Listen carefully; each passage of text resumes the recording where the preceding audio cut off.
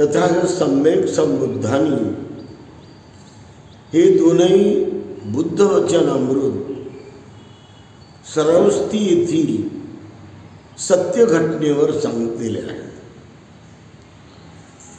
मनोपुब्बंगमा धम्म, सर्व काही मनातून निर्माण होत असते. सर्व प्रवृत्तीचे उगमस्थान मन आहे. मन हे अग्रगामी आहे. मन हे प्रथम निर्माण होते.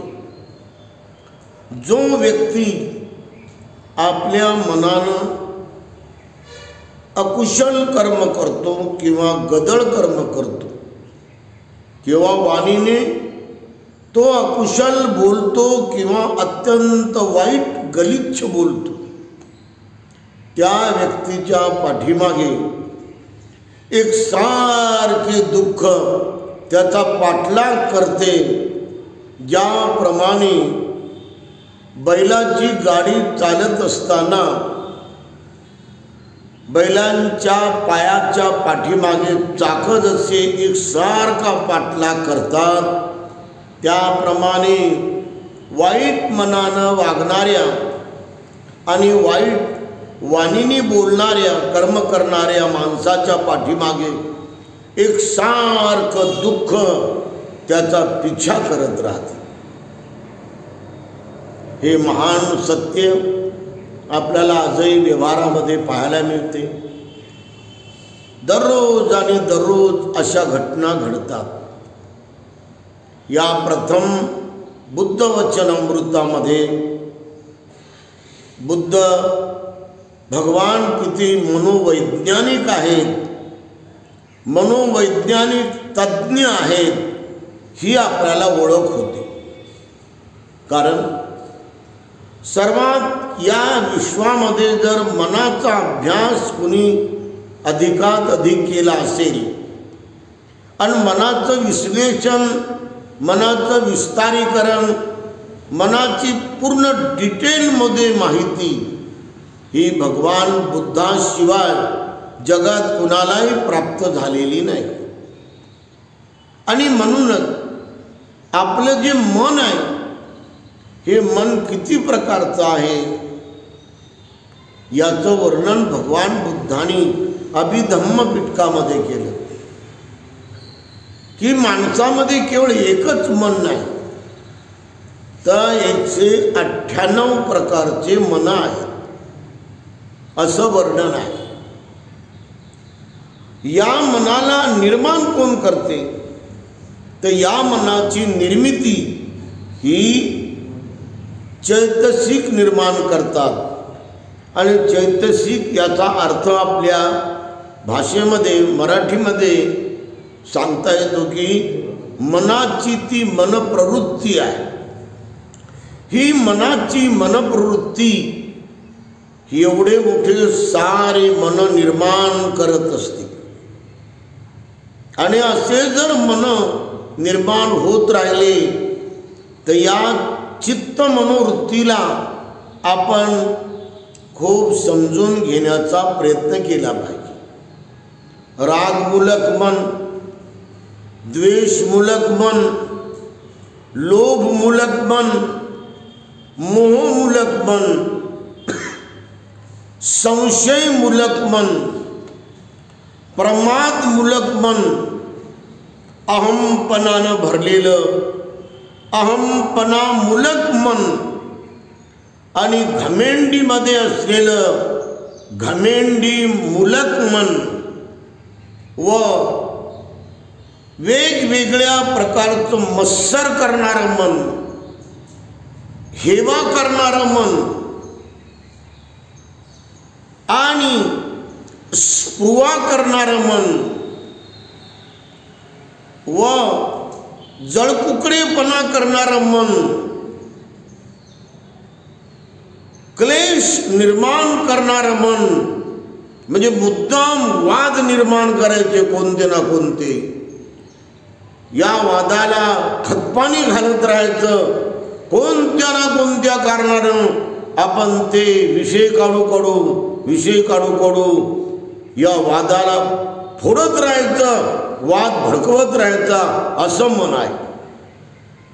आणि क्लिष्ट मन एक आहे. आणि क्लिष्ट मन जे आहे ते पॉवरफुल अशा महान पुरुषांना, की जे महान महापुरुष जगाला बदलायला निघालेले आहेत, त्या सर्वांना कसं आपण दुबळं करावं, त्यांना कमजोर करावं, म्हणजे इन्कार्नेशन म्हणजे अवतारवादामध्ये कसं त्यांना ढकलून टाकावं, त्याला अवतारी बनवावं आणि अवतारी बनवून त्यांना देवाच्या रांगेमध्ये बसवावं. म्हणजे यांचं क्रांतिकारी तत्वज्ञान, क्रांतिकारी शिकवण ही पूर्ण लोक विसरून जातील आणि केवळ हात जोडत राहतील की हे देवाचा अवतार आहे.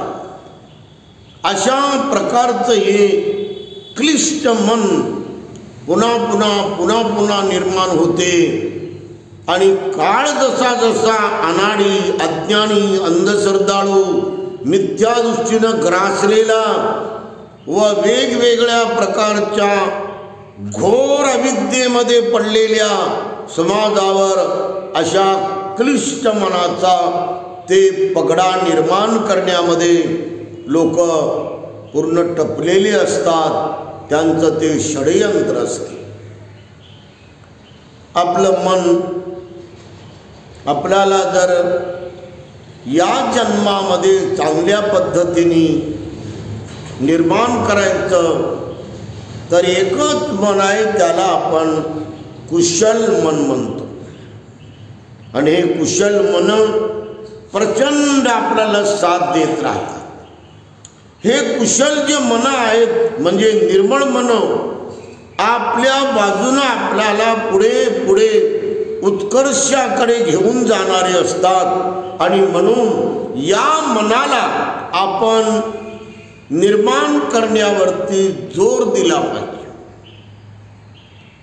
श्रद्धावान मन, शीलवान मन, समाधिवान मन, प्रज्ञावान मन, त्यागी मन, करुणावंत मन, मैत्रीवान मन, मुदिता निर्माण करणारं मन म्हणजे दुसऱ्याचं सुख पाहून त्याच्यामध्ये आपण आनंद मानणं, हे एक मन आहे.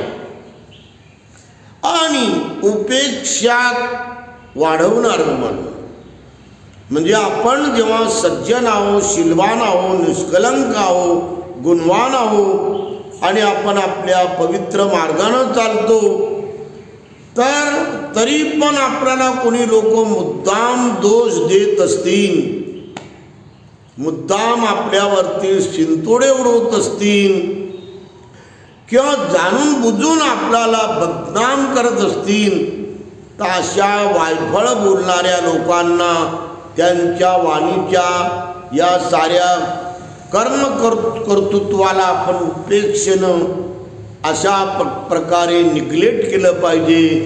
त्याच्याकडे आपण दुर्लक्ष केलं पाहिजे. म्हणलं तर म्हणलं, त्यानं म्हणू दे, काय म्हणते ते, त्याला काय म्हणायचं ते म्हणू द्या म्हणायचं. आपण असं उपेक्षा करायची. आपण याप्रमाणे आपलं मन हे कुशल कर्मामध्ये आपण सातत्यानं गुंतवून ठेवलं पाहिजे. दान कुशल कर्म, मैत्री कुशल कर्म, जीव वाचवण्याचं कुशल कर्म, जीवदान देण्याचं कुशल कर्म, दया अनुकंपा करायचं कुशल कर्म, वारंवार वारंवार प्रामाणिकपणाचं कुशल कर्म, संयमाचं कुशल कर्म, सहनशीलतेचं कुशल कर्म, क्षमाशीलतेचं कुशल कर्म, एकसारखं उत्साहानंच वागायचं आणि या उत्साहामध्ये पवित्र आणि कुशलच मनाला परिपूर्ण बनवायचं. हे उत्साहवादी कुशल कर्म, उद्योग करणारा कुशल कर्म, उद्योगच वाढत राहायचा, कोणता ना कोणता उद्योग करत राहायचा की जो उद्योग आपल्या सर्वांग गुणवत्तेला आणि सर्वांग संवेदनेला जागवणारा असा उद्योग आहे. वेगवेगळे अंतर्मनाचे बल, बोधीचे बल आपले असे उमलत गेले पाहिजे. असे उद्योग कर्म आपण एकसारखे केले पाहिजे. जागृतीचे कर्म, प्रत्येक कर्माला जागृती आपण एकसारखी वाढवली पाहिजे. हे जागृतीचे कर्म तर सर्वात इम्पॉर्टंट कर्म आहे, सर्वात महान कर्म आहे. आणि या कर्मामुळे आपल्याला या जन्माचं सार्थक व या जन्माचं हित आणि सुख आपलं वृद्धिगत होऊन आपला मानव जन्म हा सुगतीला जातो. श्रावस्ती येथे एक घटना घडलेली आहे. एक डॉक्टर होता आणि तो डॉक्टर सर्व पेशंटला तपासून त्याला तो निरोगी बनवायचा. त्याचा डॉक्टरकीचा पेशा हा पूर्ण दंत तज्ज्ञ होता. तर एक बाई आली, त्याच्यासोबत त्या एक्सपर्ट होता तो डॉक्टर, म्हणजे डोळ्याचा डॉक्टर होता तो. आणि या बाबतीमध्ये तो फार हुशार होता. तर एक म्हातारी बाई आली, म्हणाली, डॉक्टर माझा डोळा मला दिसना, काही पडदे आले वाटते, आपण जर मला दुरुस्त केलं तर मी आपली जन्मभर सेवा कराल, आपल्या घराला स्वच्छ करत जाईन, पाण्यानं पुसून देत जाईन, आणि आपले कपडे वगैरे भांडे कुंडे घरातली साफसफाई करण्यामध्ये मी माझा वेळ आपल्याला देत जाईन. असं वचन दिल्यामुळे त्या डॉक्टरनी मोठ्या उदार मनानं, मोठ्या तळमळीनं त्या बाईच्या डोळ्याचे ऑपरेशन करून तिचे सारी दृष्टी तिला पूर्ववत दृष्टी आणून दिली. आणि मग ती चांगल्या प्रकारे बघू लागली. डोळे चांगले आल्यामुळे आणि डोळे चांगले तिला सर्व नजर आल्यामुळे ती खुश झाली आणि आनंदित झाली. तर डॉक्टरला ती विसरून गेली, ती आपल्याच कामात दंग राहिली. असे लोक राहतात बघा. कोणी जर आपल्यावर खूप उपकार केले, खूप ऋण केलं तर लोक लवकरच विसरतात. या बाईचं असंच झालं. ती सर्व विसरून गेली, डॉक्टरला विसरून गेली, एवढी सुंदर नजर आली, एवढं सुंदर जीवन दिलं, हे त्या डॉक्टरची सेवा ती विसरून गेली. आणि मग काही दिवसानंतर पुन्हा तिच्या डोळ्यामध्ये काहीतरी होऊ लागल्यामुळं ती पुन्हा डॉक्टरकडे गेली. डॉक्टर साहेब, माझ्या डोळ्यामध्ये कसं तरी होऊ लागलं, जळजळ होऊ लागलं, मला फार दुःख होऊ लागलं या डोळ्यांना, आपण माझ्यावर अनुकंपा केली तर बरं होईल. तर डॉक्टर म्हणाला, तू तर म्हणली होती मला चांगलं बनवलं तर मी तुमच्या घराची सेवा करेल, झाडझूड करेल, भांडे कुंडे साफ करेल, सारे कपडे लत्ते स्वच्छ करून देईन, तुमची सारी जन्मभर सेवा करेल. मग तू तर आलीच नाही. तर तेव्हा मात्र तिला त्या डॉक्टरनी तिच्या या साऱ्या मात्र वागण्याला, तिच्या ऋणबंधनाला ओळखलं. म्हणे माझ्याकडून जरा चुकत झाली म्हणे, बरं ये म्हणे, ये बस खुर्चीवर म्हणे, आणि असं डोकं कर. आणि तिच्या डोळ्यात काही ड्रॉप टाकता डॉक्टरनं तपासायचं म्हणून तिचे दोन्ही डोळे हे पूर्ण एकदम भोकणीच करून टाकले, आंधळत केलं शेवटी. हे जाणून बुजून केल्यामुळं त्याचा व्यवसाय, त्या व्यवसायाची जिंदगी एक दिवस संपली आणि तो डॉक्टर जसे अनेक लोक मृत्यू पावतात तसा तोही मृत्यू पावला. पुन्हा तो बुद्धाच्या काळात त्यांनी काही कर्म केली असतील चांगले तर जन्माला आला. त्यावेळेस त्या जन्मामध्ये त्याचं मन भगवान बुद्धाकडे आलं. कुशल कर्म माणसाला महान पुरुषाकडे घेऊन जाते, सत्पुरुषाकडे घेऊन जाते. निष्पाप निष्कलंक जीवन जगणाऱ्या शीलवान ज्ञानी लोकांपर्यंत ते आपल्याला घेऊन जात असते. हे आपण ओळखलं पाहिजे की आपण चांगल्या व्यक्तीच्या संपर्कामध्ये आलो. सकाळपासून चांगला विचार ऐकायला मिळत आहे आणि म्हणून भगवान बुद्धाच्या सानिध्यामध्ये तो आल्यामुळं त्याचं मन भिक्खू जीवनामध्ये जाण्याच्या तयारीमध्ये होतं.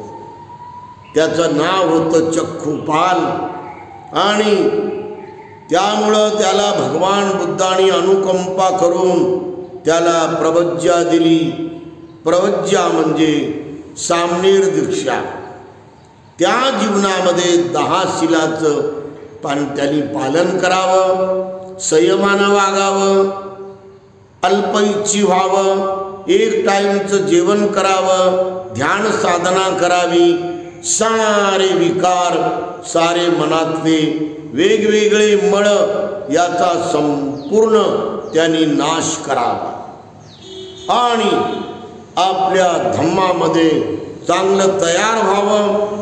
ज्याप्रमाणे एखादा पहिलवान हा व्यायाम करतो, दंडबैठका काढतो, खूप वेगवेगळ्या प्रकारचे तो हात वारे करतो आणि योग्य असा आहार घेतो, भरपूर दूध पितो आणि लठ्ठकट्ठ होतो.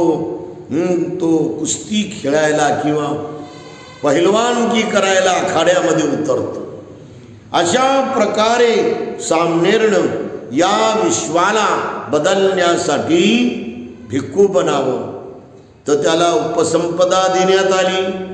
उपसंपदा जशी त्यांनी घेतली की त्याचे डोळे पूर्णच्या पूर्ण केले, कायमचा आंधळा झाला. अशा प्रकारे माणसाच्या पाठीमागं जन्म जन्म जन्म जन्म केलेल्या वाईट कर्माला तो भोगत असतो. कर्म सोडतच नाही, कोणत्याच जन्मामध्ये वाईट कर्म सोडत नाही. कोणत्याच जन्मामध्ये आपल्याला वाईट कर्म हे सोडून जाईल असं शक्यच नाही. आणि याही जन्मात तो आंधळा भिक्खू झाला. त्याचं नाव चक्खुपाल होतं. तो सकाळी उठायचा, तो असा इकडनं तिकडं तिकडनं इकडं चंक्रमण करायचा.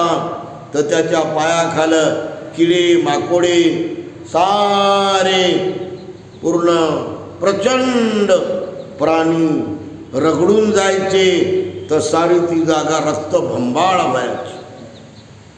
पण त्यांनी आपल्या चित्तातले 10 प्रकारचे संसार संयोजन बंधन हे मुळासकट काढून टाकले. मुळासकट त्यांनी तृष्णा काढून टाकली. मुळासकट त्यांनी द्वेष काढून टाकला. मुळासकट त्यांनी राग म्हणजे आसक्ती काढून टाकली.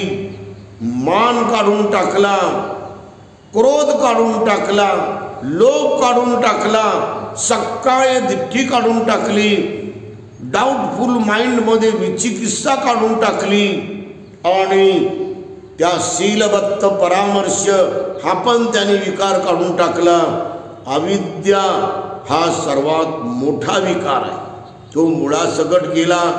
त्याचे सारे भवबंधन 10 प्रकारचे भवबंधन त्यांनी पूर्ण आपल्यातून रिमूव्ह केले, कायमचे घालवले, तर तो अरहंत झाला.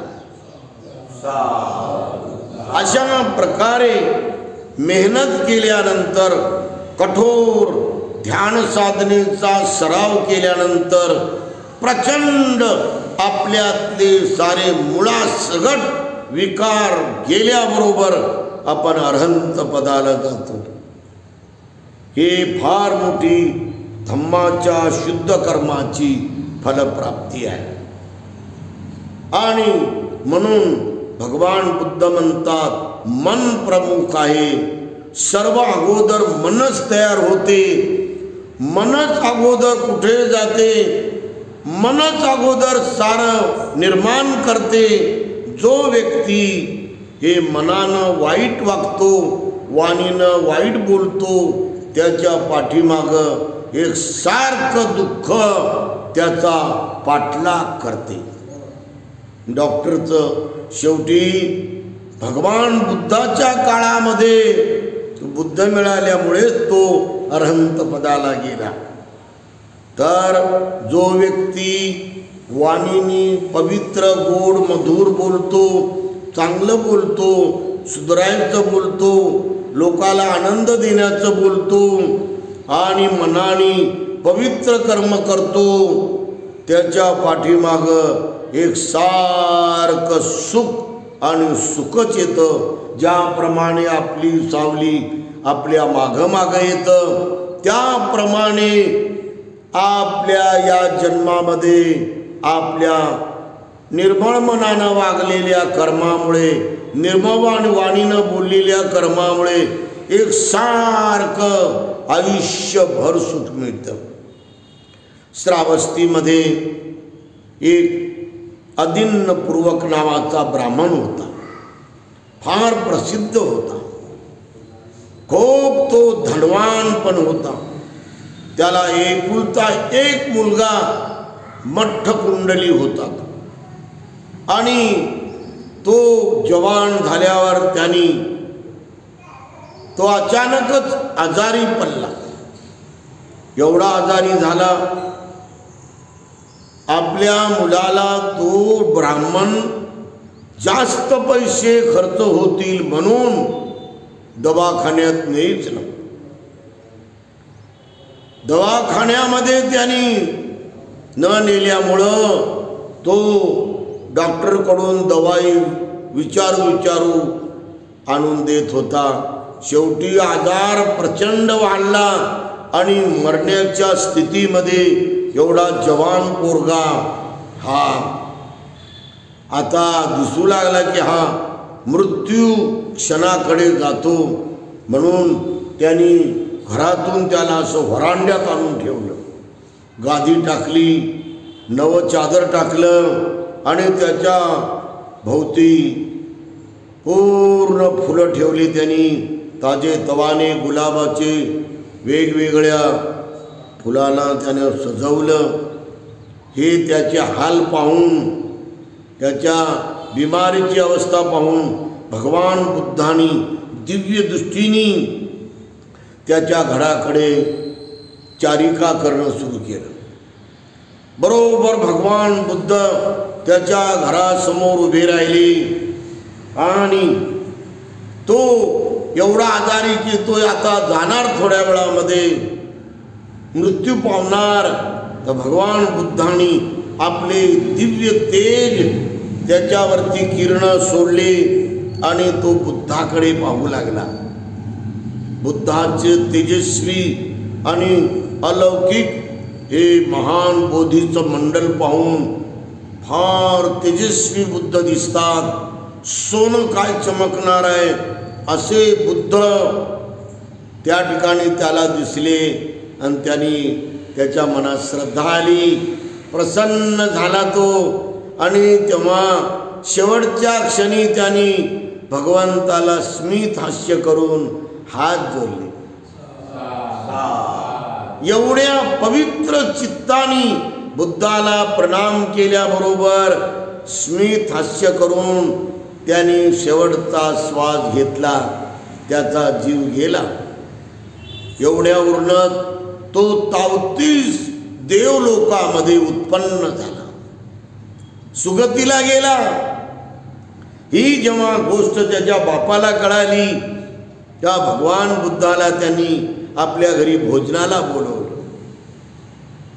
त्या भगवान बुद्ध आले, आसनावर बसले, तर तो म्हणतो, भगवान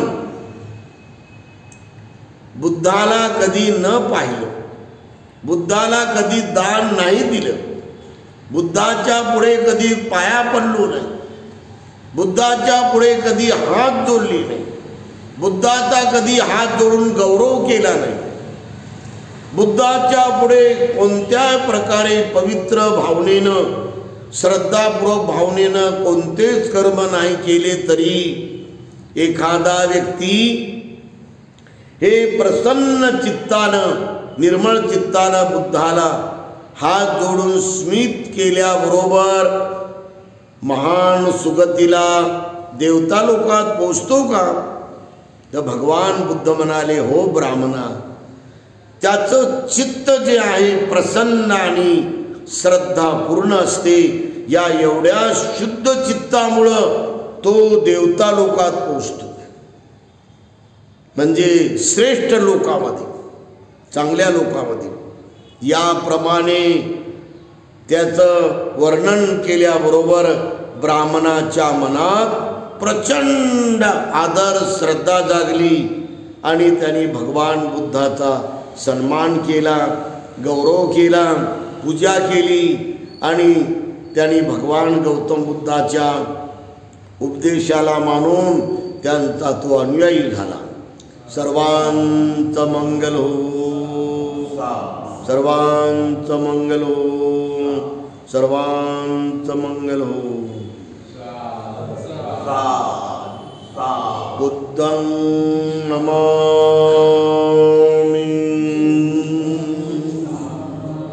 धम्मं नमामि,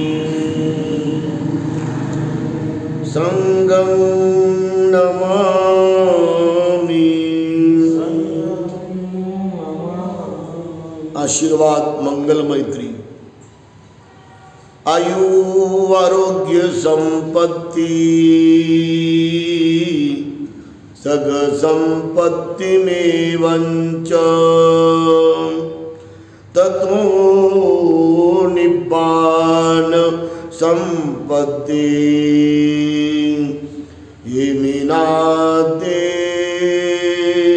समेजदु.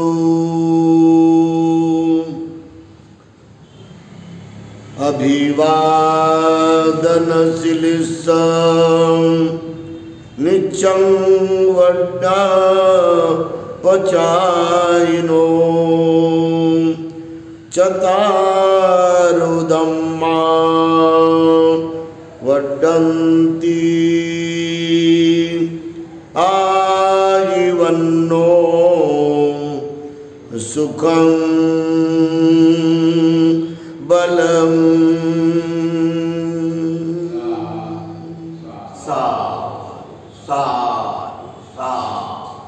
बुद्धं नमामि, धम्मं नमामि, संघं नमामि.